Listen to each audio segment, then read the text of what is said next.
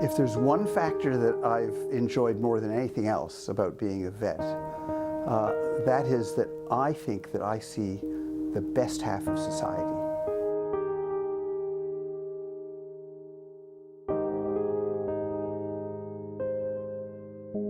I see people, regardless of their social or economic wealth, put this emotional investment into a dog or a cat simply because that's the way they feel.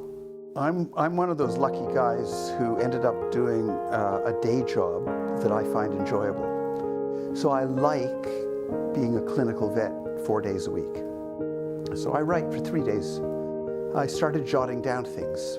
And what came to mind was my wonderful uncle and the influence he had on me.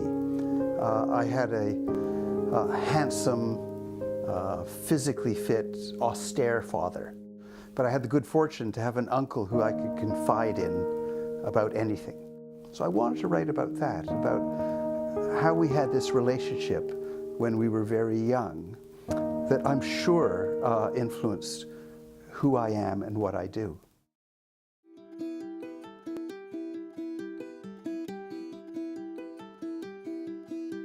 There is a distinctive strand to Canadian culture, and that is that when the hot weather comes in the summer, you leave the city and you go to the countryside.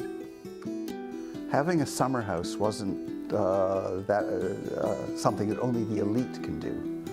When my father bought his plot of land on the lake, he rented a tractor. He drilled a well. He found water. And he said, "Okay, there's sweet water here, so I'm going to build my cottage."